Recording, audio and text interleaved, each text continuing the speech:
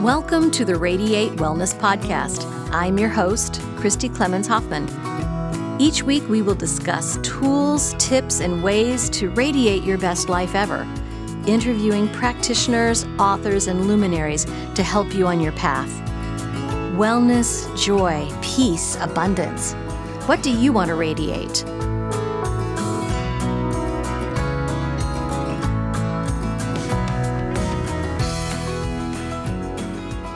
Hi there, welcome to the Radiate Wellness Podcast. Today we are going to radiate motherhood with Mirsada Hoffmann. That's 2 F's, 2 N, MirsadaHoffmann.com. And if you're watching on YouTube and you watch us regularly, you might notice that we're not in my office in Kansas City. We're halfway around the world. Yeah, we are not in your office. No, not in Kansas City. We're in a bedroom. Yes, we're in the guest room. Yes. Guest room, yeah, exactly. In Mies, which is outside of Geneva. Right, in Canton, Vaud, in Switzerland. In Switzerland. So we're sitting here in Switzerland.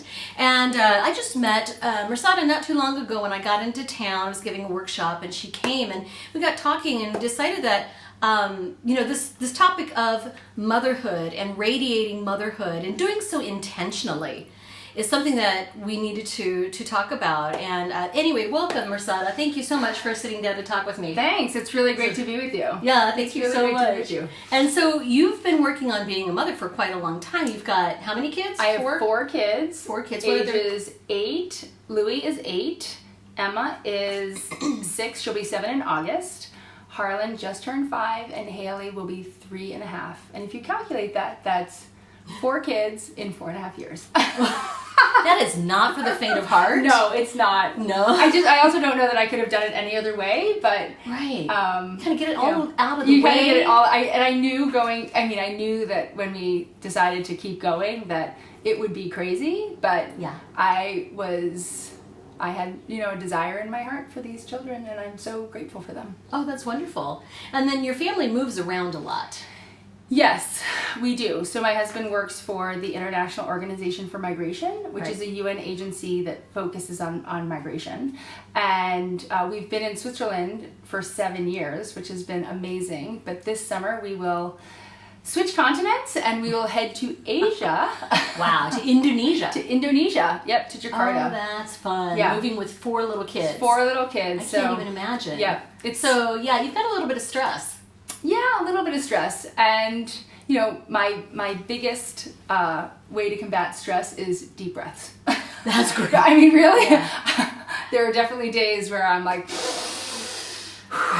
okay, all right, it's going to be okay. And then some days I lose it, right? Right. Because that's what mothers do, actually, right? Yes, we do. And you feel terrible about it, and you beat yourself up as a mother, but it's helpful to know that other mothers also lose it. Right. And so you've started this career of really talking to other mothers. Yes. And helping them combat overwhelm. Yep. Helping them And boost their confidence. That's amazing. Because I think that confidence is one of the biggest things that suffers in motherhood.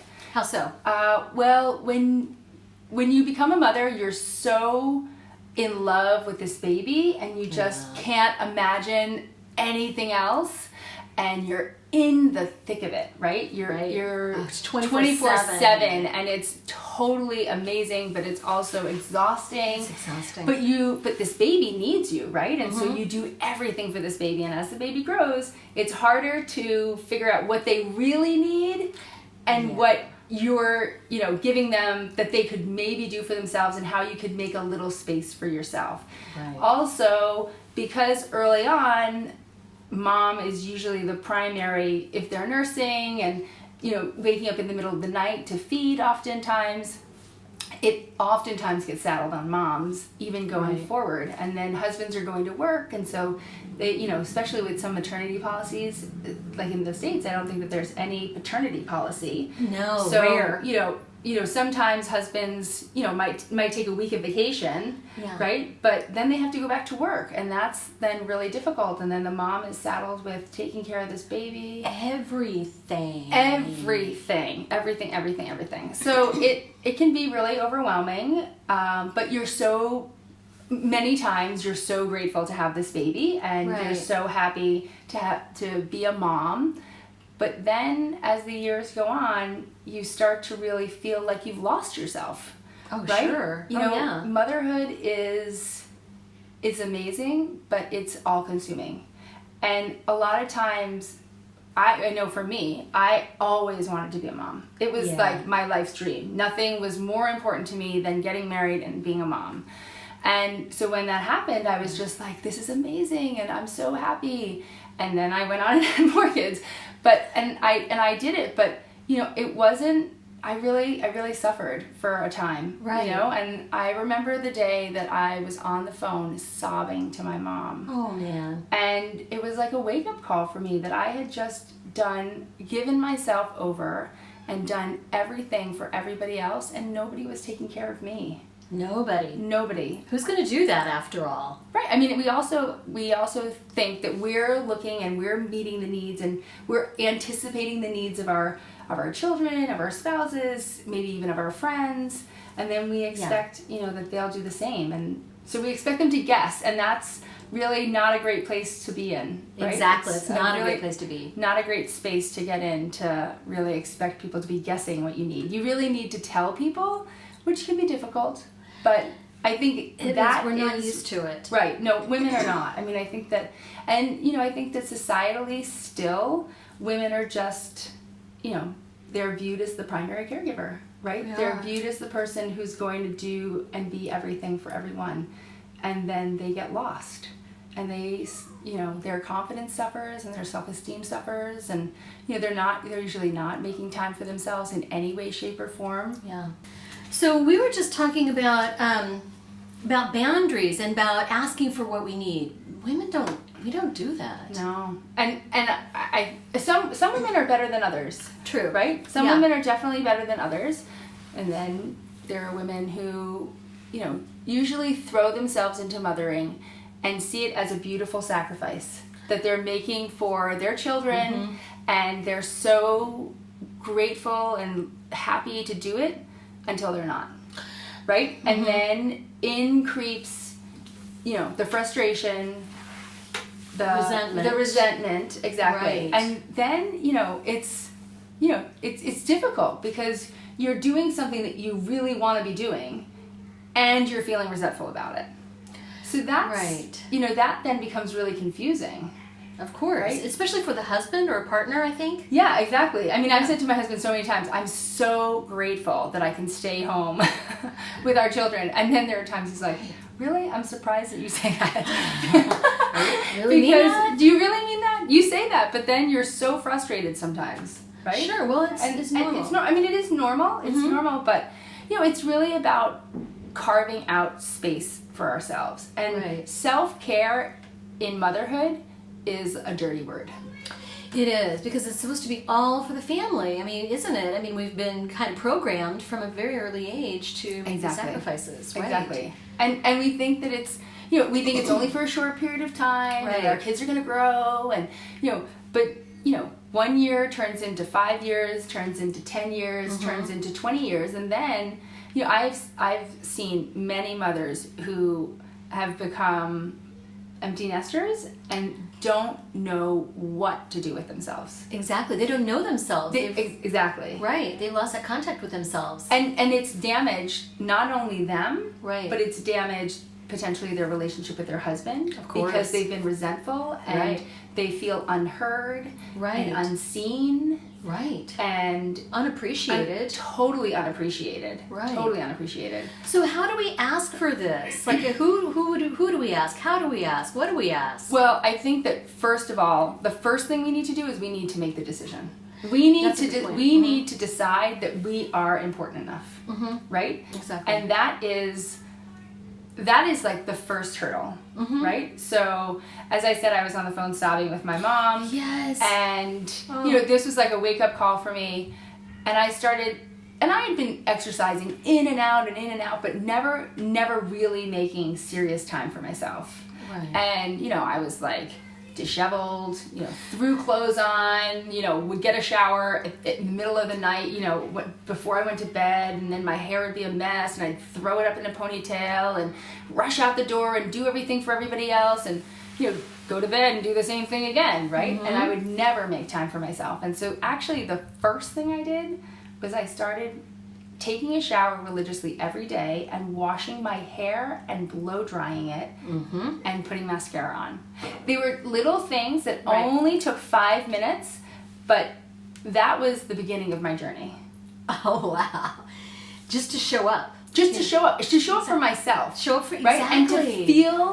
And to feel good about myself, right? Like those two small things, and they're really small, right? I mean, for me, I'm lucky. It takes me about 5 minutes to blow dry my hair. Right. So not everybody has that, but for me, and that made me feel good. Right. 5 minutes and mascara, which is what? Yeah. 30 seconds? 30 seconds. Right? Right. So take a shower. 5 minutes. 5 minutes. All told, maybe 15 minutes. Maybe 15 minutes. For yourself, that is not too much to ask. It's not. I mean, to find that time for yourself in the day is really important. And I think it's easier for me to say that now my kids are a little bit older. It's harder for moms with kids that are, 6 months, infants. Absolutely. But even the kids are taking naps, babies are taking naps. Really, if you let your kid cry for 15 minutes, are they real? I mean, to do something for yourself, it's not going to be the end of the world.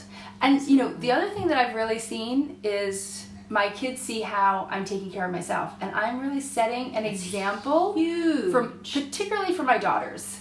Right. And I think that that's the biggest thing. Like, I actually have goosebumps saying that, because I really do feel like as moms, we have the most power. No matter what we do for our work, we have the most power in changing the world through our children. Absolutely. We are the first best teachers. Totally. And so our kids need to see that we make ourselves a priority so that when they get older, they make themselves a priority. Right? Absolutely. And it's not really selfish. You think about making yourself a priority. It's not saying, everybody stand behind me. I'm going to be first. I'm going to be first. And it's not saying I'm going to take, 8 hours a day just for myself, right? No, it's not just, at all. It's little things that we do to take care of ourselves that help us build up and establish better, stronger boundaries. Yeah, that's awesome. Now, on your website and in the work that you do with moms to avoid burnout, you've got these tools, 11 tips for the 11 best mommy hacking secrets to combat overwhelm. Mommy hacking secrets to combat overwhelm. Yeah.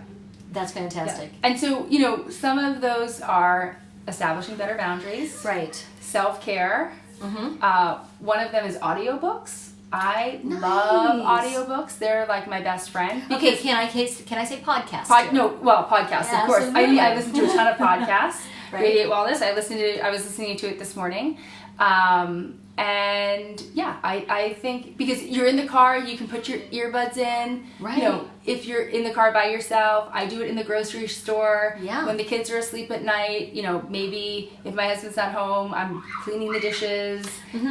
It's the best. It's the best. It's the best. It's amazing. And I think and you can do lots of different things, right? You can do something where you're learning, something educational for yourself. You can do something that's just fun and escaping. Right. But you can still be doing things, right? And so it's something for you while you're still taking care of the things. It's not saying you have to sit down and binge watch on Netflix, which is okay if you want to do that every once in a while. But you then you can still do something and feel like you're accomplishing stuff, but still taking care of yourself. Right. One of the other ones is lunch dates. Tell me about that. I think lunch dates are I love lunch dates. The best. As a mom, at the end of the day, you're exhausted. Right. Exhausted. And I know that for me, for many years, and still now, it's a little less now, but, I get down from being with the kids, and I'm just like, right. You get for like an hour, right? You just need to decompress. Right. And so then to think about going out to dinner with your husband or with a friend or with, you can't go out to dinner with your kids if they're younger. It's too difficult. So I make a solid commitment to my husband and I do lunch dates because we can also discuss things. Right. And we can make decisions about things that need to happen. And it's really great. And I also started doing lunch dates with my kids. So every Friday is my lunch date day. And they all know. My daughter was asking me this morning, Mommy, today is my lunch date day? So you have separate lunch dates with each kid? Each kid has their own Friday. Yeah. And so, not only is that it helps you establish your own connection with your kids, right? Because it's so, there's a lot to do in motherhood. Laundry, cooking, meal preparation, cleaning, just it's play dates, scheduling. Exactly, running, getting the kids to school, getting them to eat their dinner, which, oh my gosh, my daughter took 2 hours yesterday to eat a plate of food. Wow. 2 hours. That's that was a little frustrating. I'll bet. Right. But the thing was that with her, she needs boundaries. Like, she needs me to be really strong with my boundaries with her. Mm-hmm. So she had, she wanted to go someplace, and I said, well, we're not going until you finish your eggs. Yeah. So she finished them. Yeah. We were 2 hours late, but that's okay. It was okay. She knows that it's up to her. It's her responsibility. Right. Exactly. Right. I mean, it's a 3.5-year-old, but I also think that oftentimes as mothers, we don't give our kids enough credit for actually how smart they are. I think so Kids too. know they know what they're doing. I mean, my 3.5-year-old, she knows what she's doing. She knows the games that she's playing. Well, you told a really interesting story the other day about your 3-year-old, how she was determined to come in anyway. So she's a very determined kid. Yeah, of my 4 children, she was the one who it was clear she needed to be born. She, I had decided after 3 I was done, and nope. I then got the message that nope, she needed to come, and so then we had her. I think to the initial dismay of my husband when I initially brought it up, not once I got pregnant, but to the initial discussion of, I think we need to have a fourth. And he was like, no. And I was like, yes, we do. So, now it feels complete. I feel totally complete. I can't actually imagine starting motherhood again. I mean, with a baby, and I love babies. Babies are the best. They're the best. I know. The best. I love babies. So, but I can't imagine having another one. Well, I remember when my sister had her second, and they were about, 12, 16 months apart. Not very far apart at all, but just like your kids. Yeah, 18 months. Yeah. Oh, that's amazing. 18. Wow. And so I remember my sister calling me. She says, I thought it was going to be twice the amount of work. She says, it's like 4 times the amount of work. I've only got 1. Yeah, I actually often say that the jump from 1 to 2 is the hardest. Really? Because with 1, they do what you do. Yeah. Right? They don't have any example of what a little person does. Right. Right? But then when you have the second one, they have an example, and then also you really need to have a routine. Right? Because one needs a nap, the other one needs to be fed. You really need, and it was actually one of my bigger mistakes with our second, is not establishing that routine early enough. Mm-hmm. Oh, that's tough. Well, how are you going to know? I mean, you don't know. I mean, motherhood does not come with a manual. No, exactly. And and even if people say things to you as a mother, you say, oh, well, maybe it's different for me, or you don't know, whatever. And I think that is true. You know your child best. Right. Hands down. There's no question about that for me. But, there is some stuff that maybe advice I should have heeded. That looking back on it, I could have changed. But, we're all here and we're all learning, and and we all do the best that we can with what we've got at any given moment. Exactly. I mean, nobody's setting out, right, and nobody's setting out to go, how am I going to screw up my kid today? Right, exactly. Right. But the reality is that we are going to make mistakes with our children. So what do you do when oh God, I really shouldn't have said that, I shouldn't have done that? I actually have a conversation with my kids. You know what? I do too. And I tell them how I made a mistake. Mm-hmm. And I said, and we have conversations all the time about how nobody's perfect. Everybody makes mistakes. And then when I make a mistake, I say, listen, guys, I realize that I didn't do it right, or, I shouldn't have done that, or I shouldn't have said that, or, I was frustrated, and I'm overwhelmed, and I'm tired, and I'm stressed, and, I'm really working on it, and these are the things that I'm doing to try to not be so stressed, and, and so that's how I think I can teach my kids best. Right. Right?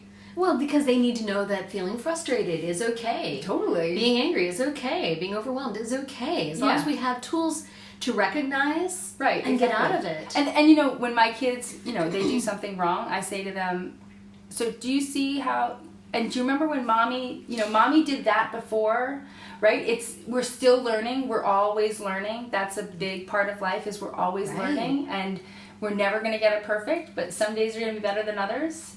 And so it's an ongoing conversation. So that's what I do, is I really try and talk to my kids. Is that one of your mommy hacks? No, it's not. It's not one of my mommy hacks. That's just personal how I roll with my kids. So self-care is an important mommy hack, and it doesn't have to be a big thing. Right. It can be a really small thing, like putting mascara on. Put mascara, right? Yeah, exactly. Like even if you haven't blow dried your hair, you just put some mascara on. I mean, whatever it is for you that makes you feel good. Well, I remember as a new mom, I've only got the one kid, and she's 12 now, so it's hard to remember sometimes, but I remember it just, I'd walk around with this spit up on me all afternoon and just feel like, I just didn't feel right, No, exactly. You don't feel like yourself, and so, reclaiming just this little bit of a routine. Yeah, exactly. And it's about, that's one of the mommy hacking tips is establishing usually a morning routine, because that's like the best. That is actually how you can start your day off on the right foot. Right. Exactly. It's by, maybe getting up 10 or 15 minutes early and meditating, or doing a little exercise, or reading. I mean, whatever it is for you that fills you, right? And it's different for everybody. It is. But meditating is a really powerful tool. Huge. It's really, really powerful. Another mommy hacking secret is setting intentions. And I think I was saying to you the other night about how I am not great at doing it all the time. So I'm not perfect by any stretch of the imagination. Right. But when I set intentions, I see how powerful they are. Yes. You can't really create anything unless you set the intention to do so first. Otherwise, it's just wandering around without a map. And anything that you look at, a rug or a shelf or a window, anything begins with an intention, because that's the framework that you hang it all on. No, it's true. But I remember one day when I realized how powerful intentions were. I think I was going through a bit of a rough patch with my husband, and I woke up that morning and I said, I really want to have a good day. Like my intention today is to have a good day with my husband, and that we just connect and we have a nice day together. Right. And we did. And it was like, it was just amazing to me to see how powerful, like that was the light bulb moment for me about intentions. That's great. Yeah. That's great, because otherwise, you have these days where the day has you instead of you having it. Right. No, exactly. Where everything just like combines to be against you, but when you set that intention and do it intentionally, you're driving it. No, exactly. You're driving the boat. Exactly. So, setting some time for yourself, setting some intentions. What are some other good mommy hacks? Setting boundaries, right? And that's, with yourself and with your husband. What feels good to you. And I think that oftentimes as moms, we do things that don't always feel good to us because we feel like we have to do it. Yeah. And I think that, we've been lucky with where we live and the way that things are structured here. Our kids have activities, but we don't do a ton of activities. And I really did make a decision like a year ago. I guess it was maybe the beginning of this year. I'd been doing piano lessons for my kids, and it was a fight to get them to do their practice. Right. And I just said, okay, this is a big commitment on my part to do this, to take you to lessons and to sit down and practice with you. And if you're not committed to it, then we'll just end it. And we don't do piano lessons anymore. And my son says that he wants to do guitar lessons, and I said, we can look at that, but you have to commit to practicing. So, that's how, I think that those are some of the ways that I'm really setting boundaries. Good. With my family and with my children, is by saying, how this is impacting me and what I will tolerate. Like, I just won't waste my time like that anymore. Right. Otherwise, they think that your time is expendable. Exactly. They think your time is unlimited. Exactly. Right. And that was one of the things in me establishing, this business was, this is something I've really wanted to do for 20 years. Fantastic. Well, what did you do before you were a mommy? Well, so before I was a mom, I have my master's in health advocacy from Sarah Lawrence in New York. And I worked as a geriatric care manager for a time, and then I worked in fundraising for some nonprofits in Washington. Oh, you're going to get recruited for fundraising for your kids' schools. No doubt. Well, actually, we have something coming up where they're going to be doing a race, and so we have some fundraising, and I was like, well, we could call this person and this person. And I was like, these are the people, and all the kids my 3 oldest who are in school, they're all doing it. But I was like, you can call your godparents, and you can call your... Right. Nobody can call somebody else, right? So it's all about jockeying and making sure that everybody has their has their space to get what they need. So, yeah. I love that. So, and one of the other things that I do say to my kids a lot is that everybody isn't going to get the same thing, but you have to know that everybody's going to get what they need. Right? Oh, I love that. Right? So makes me think of Rolling Stones. Yeah. Exactly. You can't always get what you want, right? Which is literally one of my kids. Sometimes, yeah. It was one of their favorite songs. Yeah. My husband's a huge Rolling Stones fan. So my kids actually have a pretty adult taste in music. Mine does too. We're huge Queen fans. Oh yeah. Oh yeah. So. No, that's awesome. But I think even for women in the working world, we have to set our boundaries. Well, ask for what we need. I actually think that boundaries is not solely just for women. I actually think in work in general, I think that we have in America, and I mean I think that my husband works in an international organization, but it's still the same thing. I mean maybe it's globally in a lot of ways, but I think that we are so fearful for our jobs that we don't set good boundaries. Right? No. We just do whatever we need to do, whatever we feel like we have to do. We just do it, and there's so much sacrifice that we're making, and so much impact that we're missing, really. Like, we don't really see what we're missing, but we're missing a lot. But we are, and I think culture too, I mean, and this is true of many cultures around the world, just kind of see women as the ones who accommodate. We're going to ask more of women, but they'll just accommodate because they're always used to accommodating. Right. Right? And exactly. Just take bit by bit by bit by bit until there's really not much left and you can't push anymore. Exactly. I mean, so I'm really about empowering women, right? Because I really feel like that is just so important. Yeah. And I really feel like as a woman, when you take your power back and when you set your boundaries and when you make yourself a priority, that you're just really setting, for the future. Really, you're like setting up really good examples for the future for them and for the children and for the boys too. Exactly. No, exactly. No, 100%. I think the boys are as impacted by it as the girls are, but the girls, it's different for them, right? It's about saying that this is no longer acceptable. Right. And saying I'm worth more. Right. Exactly. Yeah. My contributions are worth just as much as everybody else's contributions. Right. Exactly. Yeah. Oh, I think that's wonderful. So yeah. And so you really primarily work with moms who are approaching burnout. Yeah. And overwhelmed. Yeah, definitely. They're very close to burnout, if not already in burnout. So how do we recognize when we're in burnout?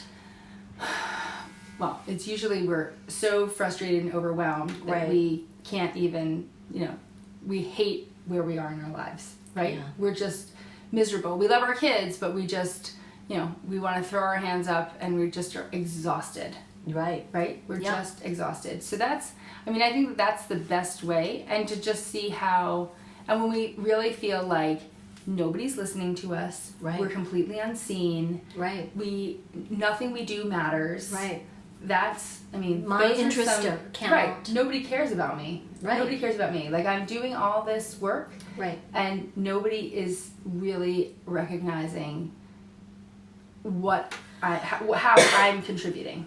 Mm-hmm. Right? I think that people, they'll say, oh yeah, we know how much you do, but it's not really fully appreciated. Because I think it's hard, and I do think it's hard to really fully understand how it is for moms, right? I think that maybe if you're a stay-at-home dad, it's, similar for them, but as a mom, there's just a different connection with their kids, right? I think there is. And with being a family, I think that men and women had kind of approach it differently, perhaps. No, perhaps. And it's all it's all dependent on the person and on the situation. But I find that women tend to, they tend to be the primary caregivers, and then they're the ones, as a friend said to me the other day, or not the other day, she said to me a few months ago, when I go get a haircut, I have to ask my husband if it's okay for him to go home, for him to be home to watch the kids. When Ego gets a haircut, there's no question, right? He just goes and schedules it and just goes. And like that quintessentially defines the difference between being a mom and being a dad. Hi, this is Christy. I just want to say that we here at Radiate Wellness hope you're enjoying this podcast. It's free to you, and we hope that you find it informative and inspirational. Heck, even fun. We have just 3 small asks of you to help us radiate growth. First, please hit the subscribe button on whatever platform you're listening on. That way, you'll receive a notification every time that we have a new podcast episode out. Next, please give us a thumbs up, a like, or a 5-star review. If you're feeling inspired, a positive review wouldn't hurt. These 2 small things will help others find us when they're searching for great podcasts. Finally, please tell your friends about the Radiate Wellness podcast. Better yet, show them how to find us and how to subscribe. If everyone did that, we would double our audience. Thanks a lot. We really appreciate it. I think so too. Right? Right, exactly. Well, and you, of course, are a stay-at-home mom, which is wonderful. That was what I aspired to when my daughter was little, to be there all the time for her, etc. But being a working mom is very, very different, but we share a lot of the same. Oh, yeah. I don't think that being a working mom is easier than being a stay-at-home mom. I think that they're challenging really in their own ways. Yeah. Right? So what do you see the different challenges or the different ways that it could be challenging? Well, I think that mothers who work tend to feel a bit more guilty. Yeah. Right? And they tend to then maybe overcompensate, and they're out at work. Mm-hmm. And that's not, it's not really their time. They're not really taking care of themselves in necessarily any way. Okay, maybe it's not self-care. There's not really self-care. Maybe they can carve, but if you're a working mom, maybe when you're at work, carving out lunch, carving out time at work for you is a way that you can find some time for yourself. Right. But I think that, we have, as a mom, you come home from work and there's still dinner to cook. There's still, but then it's also about asking for help, right? Oh, That's totally. one of the other mommy hacking secrets, is asking for help. Because we just don't, right? And, exactly. And asking for help maybe means hiring a babysitter or hiring a nanny or hiring somebody to cook your meals or whatever. Whatever that looks like for you, however that would be helpful.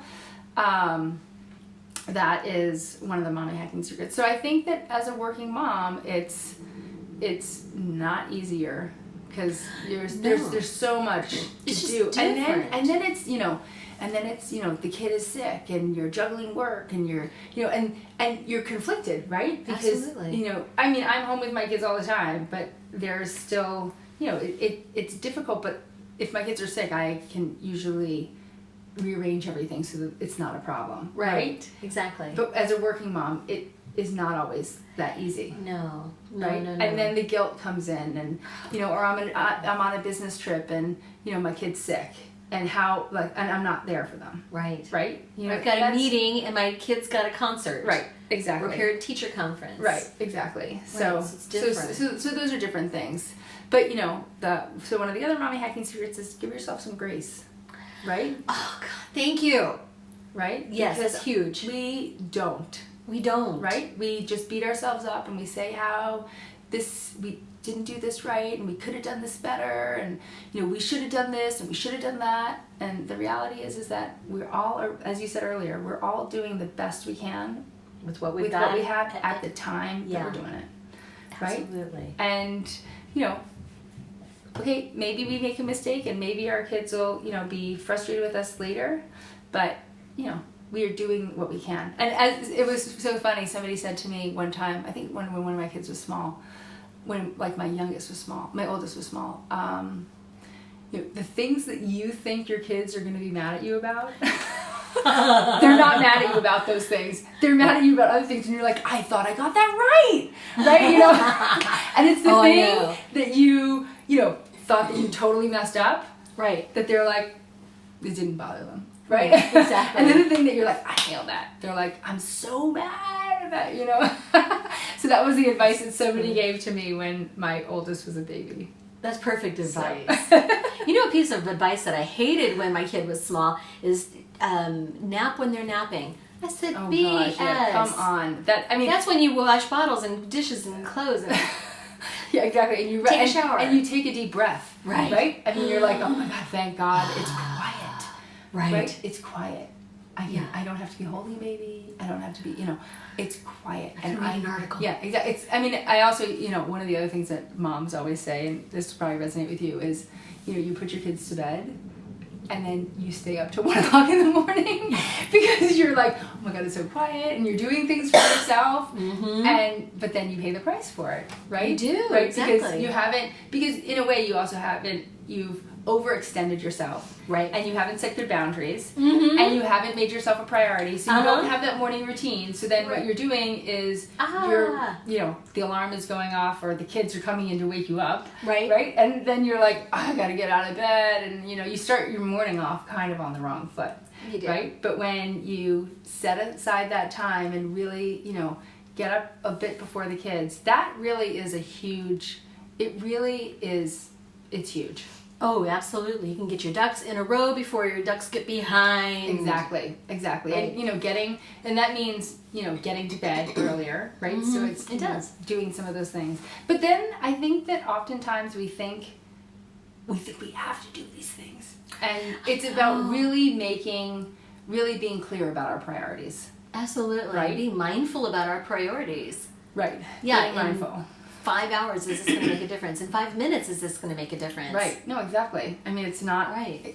It's just more times than not going to make a difference. Mm-hmm. And is having that time, that quiet time at night, worth being totally overwhelmed and tired and exhausted and short with your kids the following day? Right? So it is a balance, and it is about, finding that right thing and what works best for you, because it's different for everybody. But, but those are, but having a morning routine, I think it's big. Starts your day off right. And another thing you mentioned was asking for help. And I understand that can be in the form of maybe hiring somebody to mow the yard, or to clean the house, or to do laundry, or cooking, or whatever it is, getting that help. But also asking your partner. Your spouse. Right? And I was wondering if how do you strike that balance? Or even asking your kids.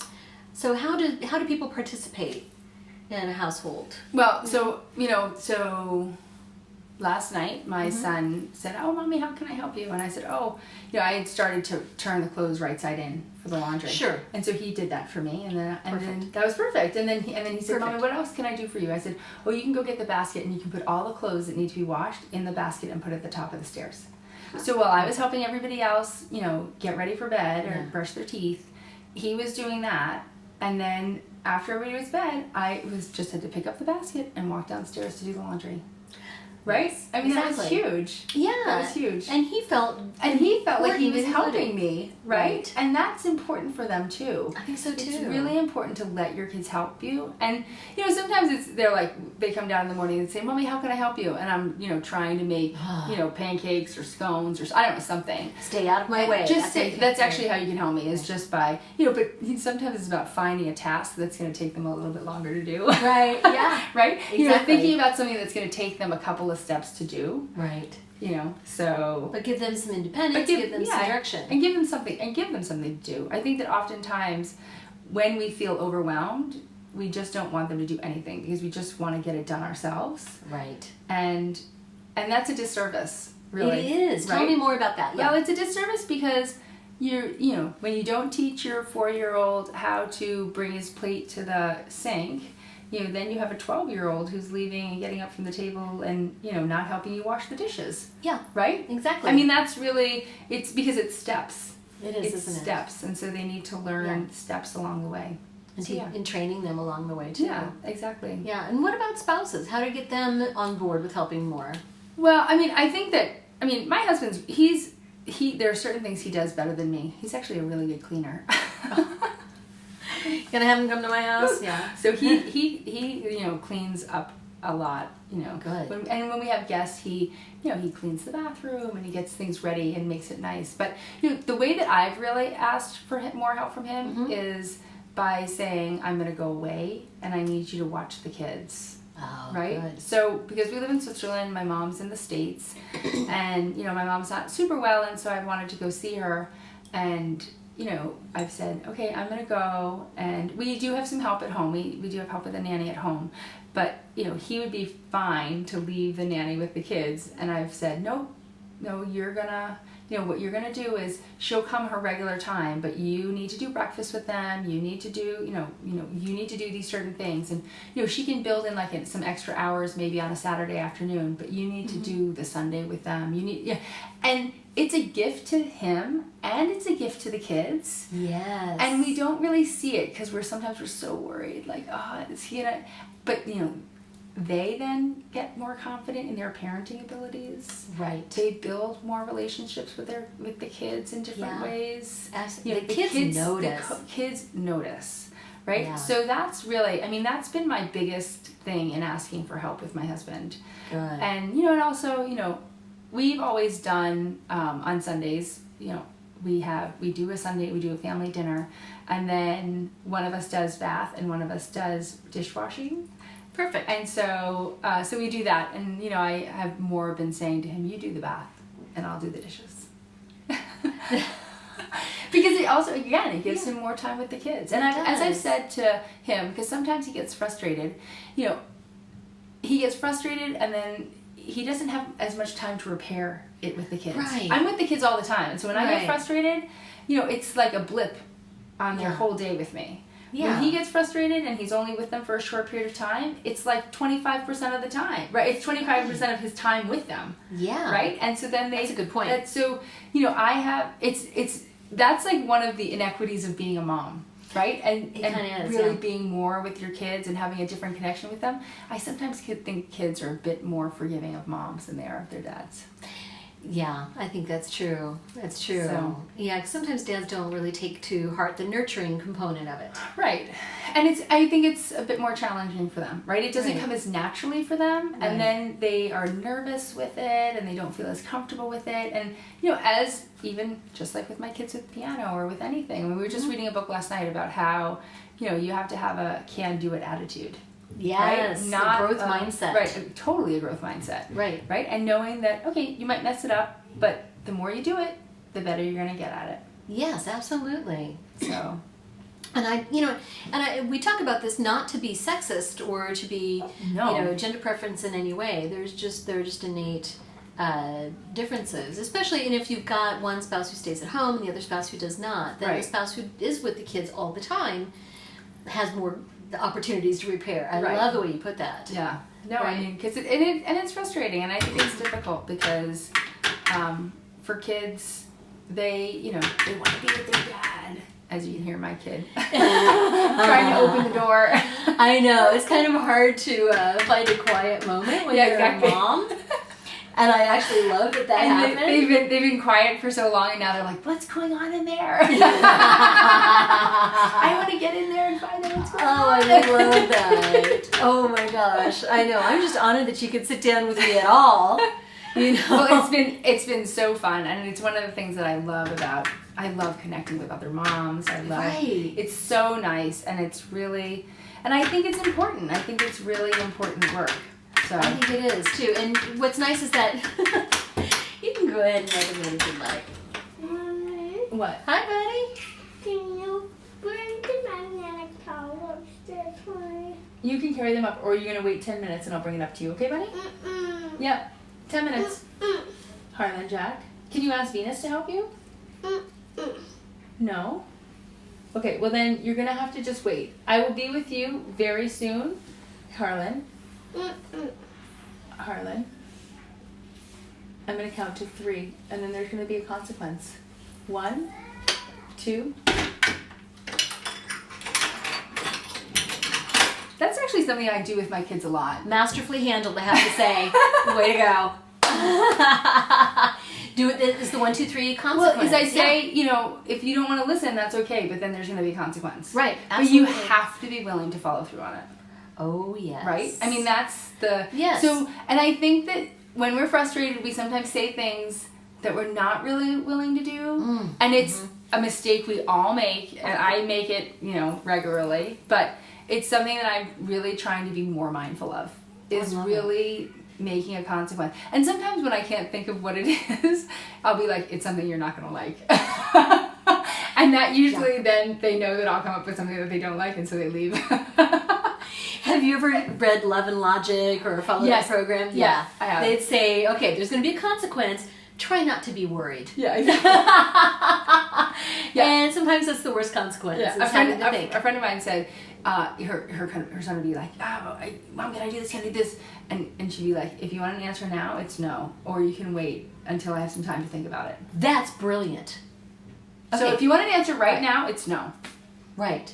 But if you want to wait, I can think about it, and then we'll see what the answer is. But right now, I can't make that decision. Right. Exactly. I'm doing something else now. Great, because I'm like overwhelmed, or I'm doing something, and I'm in an interview right now. Yeah, exactly. Or you're coming and I'm on the phone, right? Right, exactly. And I'm talking to somebody, and I can't really. So if you want an answer, the answer is no. Or you can wait 10 minutes, and we can talk about it. I think that's going to be my mommy hack number 12. Even though my daughter's older. Yeah. Well, That's I mean, really it's good. just, consequences and, Absolutely. boundary setting does not end in toddlerhood or, young kids. They're going to be pushing the boundaries. And I think it's the thing, my mom was amazing. She's an amazing, amazing woman, and she did so many things right. But one of the things I think that I was a bit frustrated with her was that she set consequences, mainly for my brother, and then never followed through on them. See. And that made me so frustrated. And it was the thing that I always said, when I have kids, when I say a consequence, I'm going to do it. Yeah. And I think that maybe, as I said, I still make mistakes. I still make consequences that I can't follow through on, or I won't follow through on. But yesterday I said, I sent 3 kids to a party and stayed home with one because she had to eat her eggs. Right. And I wasn't going to take her to a party where she was going to eat junk. Right? Because that was what was going to happen. Was she wasn't going to eat her breakfast. She wasn't going to eat the eggs I made for her. And then she was going to go and she was going to eat chips and cookies and so. But kids know that, and then once you don't follow through on a consequence, they say, okay, well, I don't have to listen because the consequences don't matter. Right, exactly. Right? And that's just setting them up for a failure later in life. There's always going to be some consequence. It's not that you're getting in trouble, but there's, if you take too long getting ready, the consequences, you'll miss your bus. Right? So there are natural consequences anyway. Right, of course, they're not, right. And those are the best consequences. I mean, from all the reading I've done, the best consequences for kids are natural consequences. But sometimes it's about understanding and figuring what those natural consequences really are. Because, when they're small, I mean, that was always my thing when my kids were small. I was like, what are the natural consequences? They don't have to be at school. It's not like if they don't do their homework, they're going to get in trouble, right? Like, it's harder with younger kids, but it was something I really worked on ensuring. I remember a consequence for my daughter one time. She did not want to get dressed for preschool, and this is not something I'm proud of, but I said, okay, do you want to get dressed here, or do you want to get dressed when you're at school? She called my bluff. She said, I'll get dressed at school. I said, all right. So I picked up my naked baby in her clothes, walked into school, and all the parents were giving me this look like, oh, I've been there. Yeah, exactly. I mean, right? And that's the only time it ever happened. She decided she didn't like getting dressed at school. Right. But I think that is a really important thing, is that in giving yourself grace, you have to give other parents grace. Right? Because we've all had a screaming kid in the mall. We've all had a kid that's, thrown a tantrum. I mean, my son who just walked here, he threw a tantrum. He wanted this toy. And I had said, we're not buying toys today. And he was like, I want this toy.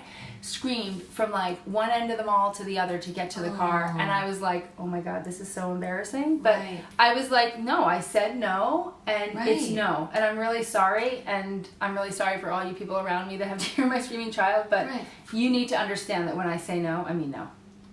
That is beautiful. I love that. And we've all seen the moms who say, if you don't act right, you're not going to get any presents for Christmas. Right. I mean, and that's just I mean, because you're just not going to do it. Right. You're not going to do that, right? I mean, and so you're setting yourself up for failure, right? Absolutely. And then you feel like a bit of a jerk that you said these things, and then here you are out, 2 weeks before Christmas, finding the presents for your kid. So. Right. Absolutely. So yeah. And I think that there are times, it's interesting that you bring up Christmas, because I think there are certain times where it's harder to, like in this move, right? Like I was up till 1 o'clock in the morning last night, which did not. So again, Mirsada and her family of 6 are getting ready to move to Jakarta. And so you're in the midst of the movers will be coming in 2 weeks. Oh my God. And we have been in this house for 7 years. We've welcomed 3 of our 4 children into this house. Yeah. And it's a loss for us in a lot of ways. It's a great adventure, but it's a loss. And, we're we have to say our goodbyes, but we also have to maybe unload some stuff. And, we need to make decisions about what we really want to keep. And that can be hard. Kids are like, I want to keep all my toys. And, but the reality is you can't keep all of them. Right? I can't keep all of the things I want to keep. I mean, I literally went through my closet a few weeks ago and unloaded probably 60% of the stuff that was in there, because it was all the stuff that I used to have before I had kids. Right. It was all my work clothes. Right. And it was hard for me. I mean, it was really hard for me. I spent an entire morning looking at things and being like, nope. And I had somebody else bag it up for me, because it was too hard for me to go back and look at it, because I would have been like, oh no, I really like this. But the reality is those aren't the clothes. I mean, I'm not wearing a dress right now, right? Those are not the clothes that I'm wearing now. And you're going to a hot climate. And a lot of them were winter clothes. Right. And, so it's different. And so, but you have to make those decisions too. Yeah. So. And everybody's making those sacrifices, right? Yeah. And it's sacrifices for, something amazing. Like, I am a big believer that everything happens for a reason. I'm a big believer that, there's a reason why I met you on Friday. Absolutely. Like all of those things. Absolutely. I remember my car got locked in that. Oh my God. I was like, I know. Die. Oh my gosh. Yeah, we had to rescue your car. We had to rescue my car from the chain link fence, which was a bit stressful with my husband in Southeast Asia. But I loved may I tell what happened with that? Okay. Yeah. So I loved how you addressed this. So you come up, I'm giving this workshop, and you're trying to find a place to park, and parking in Geneva is awful.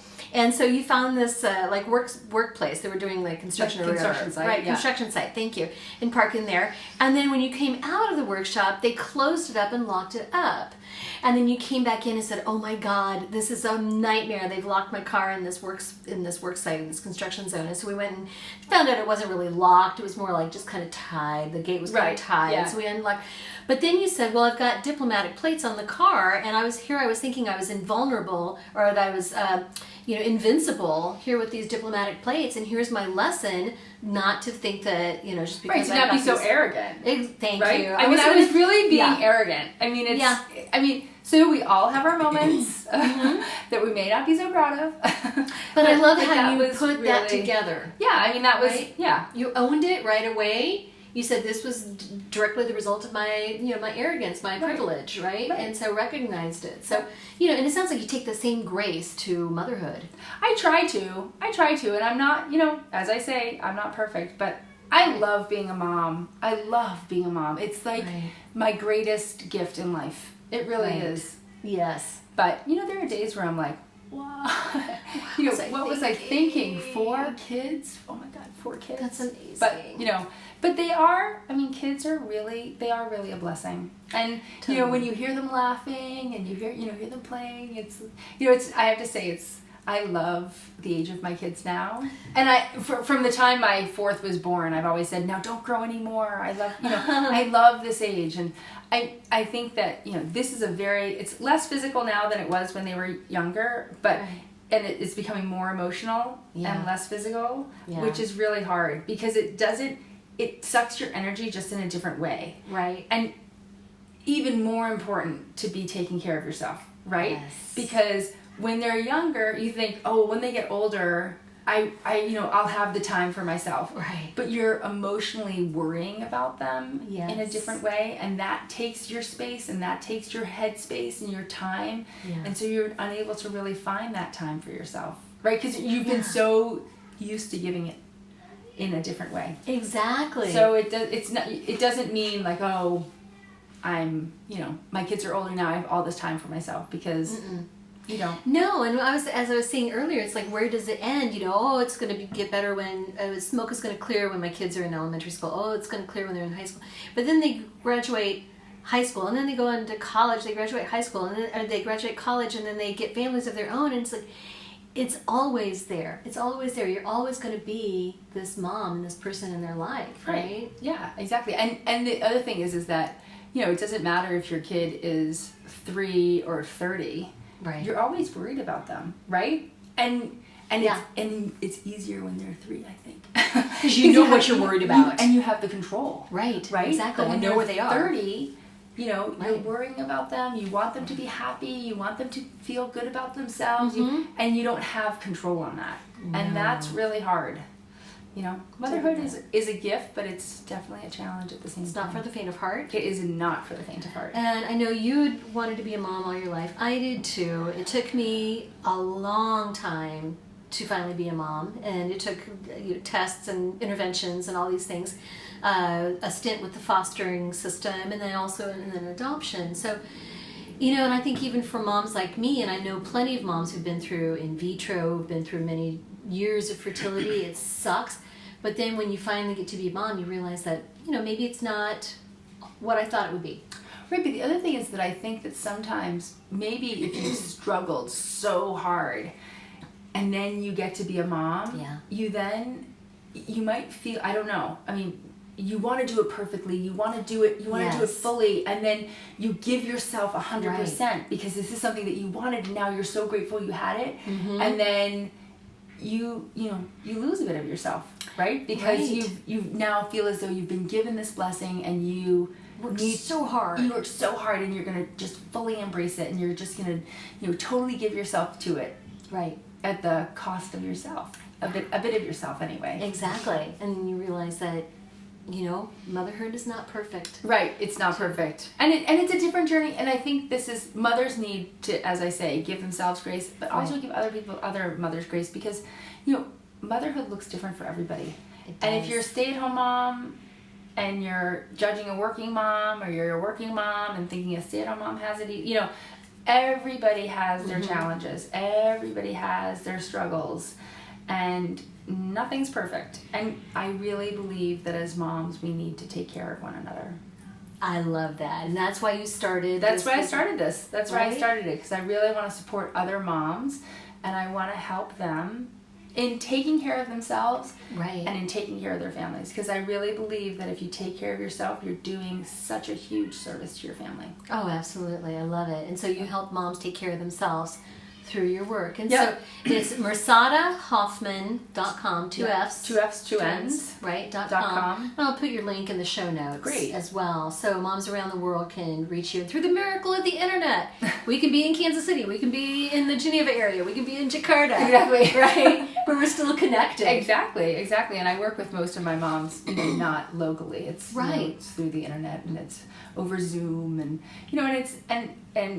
when you go to my website, you'll see I'm an accountability coach, because I think that as moms, that's what we need. We need a little bit of accountability to ourselves, and we sometimes need a little bit of a push, saying like, yeah, you do matter. Did you go to the gym today? Did you go to did you do that thing for yourself? Did you make those plans that you wanted to make? Did you, and I think that once you overcome it and you start getting into it, it becomes more natural. But as with any habit, it takes practice, and when you have somebody who's holding you accountable, it makes it easier. Yeah. And it makes your results faster, right? It does. You see results and faster. And they stick, exactly. Yeah. And they stick. And you fall off course, as does everybody falls off course. Of course, but having that grace. Yeah, exactly. To say, you know what? Let's get back to it. Yeah, that's what it is. I love it. For today. Yeah. Right? Exactly. I had a good hour. Exactly. I had a good morning. I had 15 minutes to myself, right? Yeah. I did get my hair blow dried today. I noticed that. And I put mascara on, but I think over the weekend I didn't. Right. But you know what? That's okay. I have to say, when I first started this, blow drying my hair and putting mascara on was like a necessity. Like I had to do that in order to feel like I was taking care of myself. Yeah. But over the weekend, when my husband was away and I had the 4 kids by myself, and it was, we had a lot of stuff going on, it was okay that I didn't, I took a shower, and it was okay that I didn't blow dry my hair. It was fine for me, because I think that I'm taking care of myself in other ways, and that's, and so it's about really starting the journey and really taking the small steps, because it's the small steps that lead to the big results. It is. Yeah, So. I love it. And then you can help moms to realize that and see where they can... Exactly. And to see how they're going to start their journey, right? Love it. How they're going to start their journey. Oh, love it. So, Mirsada, thank you so much. Oh, it's been such a joy. Oh, it was wonderful. It was really So such much a great fun. conversation. I love this. I love talking about being moms. Okay, so MirsadaHoffmann.com and 11 best mommy hacking secrets to combat overwhelm. Yes. Brilliant. Great. Thanks.